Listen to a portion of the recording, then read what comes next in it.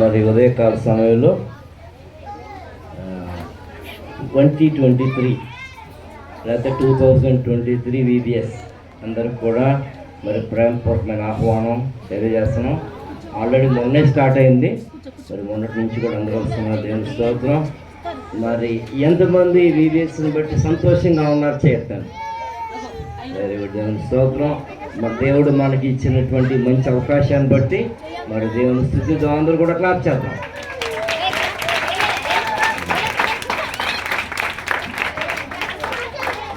ఏం చెప్తే అదే చేయాలి, ఓకేనా? క్లాప్ చేసినప్పుడు చేతిలో పని చేయాలి, నోరు పని చేయకూడదు. అలాగే హల్లెలూయా చెప్పినప్పుడు చేతులు పని చేయకూడదు, నోరే పని చేయాలి. హల్లెలూయా అంతే. కాబట్టి ఏది చెప్తే అదే.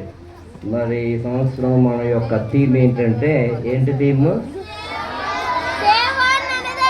సేవ. ఒక్కొక్కసారి ఏంటంటే మనకి స్పెల్లింగ్లు కూడా సరిగ్గా రావు కదా, స్పెల్లింగ్ కూడా చదువుతాం. సేవ, సర్వ్. సర్వ్ స్పెల్లింగ్ ఏంటి?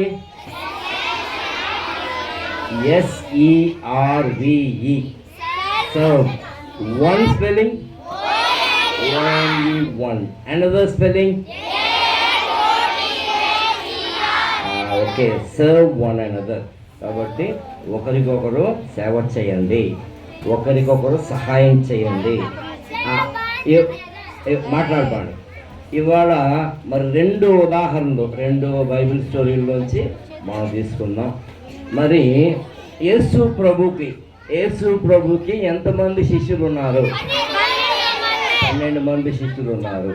ఓకే, మరి యేసు ప్రభు కాలంలో యేసు ప్రభు శిష్యులు ఉన్నారు. యేసు ప్రభు గొప్ప, శిష్యులు గొప్ప? యేసు ప్రభువే గొప్ప.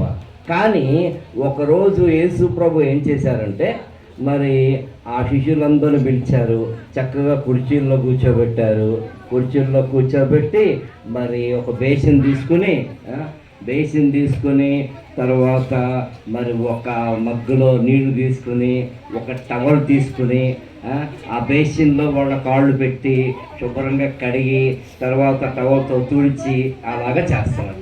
ఫస్ట్ మరి యేసు ప్రభు యొక్క ఫస్ట్ శిష్యుడి పేరేంటి? పీటర్ ఫుల్ నేమ్ ఏంటి? Simon Peter.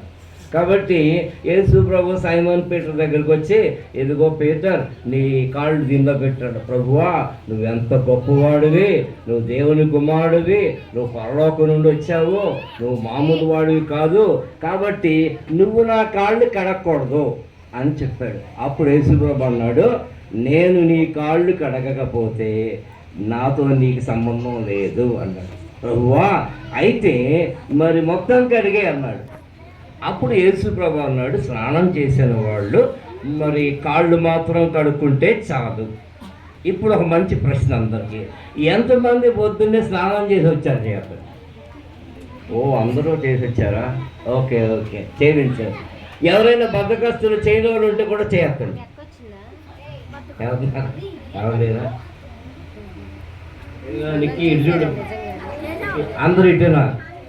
సరే, కాబట్టి యేసు ప్రభు చెప్పిన మాట అది. సో కాళ్ళు మరి ఆ ప్లేట్లో బేసిన్లో పెట్టి శుభ్రం కడిగేసిన తర్వాత అందరిది కూడా కడిగేశారు. అప్పుడు మరి ఏంటి దాని యొక్క అర్థం? యేసు ప్రభు ఏంటంటే, ఇదిగో మనము ఒకరికొకరు సేవ చేసే వారంగా ఒకరికొకరు సేవ చేయాలి. సో క్రిస్టియన్ లైఫ్ అంతా కూడా ఏంటంటే, ఒకటి క్రాస్ ఉంది కదా, క్రాస్ ఏంటంటే ఇదిగో మరి ఇది ఫస్ట్ ఇదేంటంటే దేవునికి మనకి స్ట్రైట్గా ఉండాలి.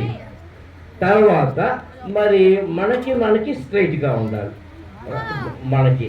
అంతేగాని నేను గొప్ప వాళ్ళు తక్కువ, నేను గొప్ప వాళ్ళు తక్కువ, అదేంటంటే సుపీరియారిటీ కాంప్లెక్స్.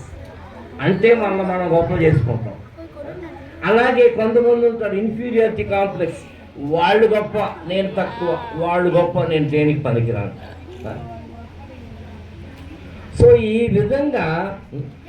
విధంగా మరి లోకం ఉంటుంది. కానీ మరి దేవుని బిడ్డగా మనం ఒకరికొకరు సేవ చేయాలి.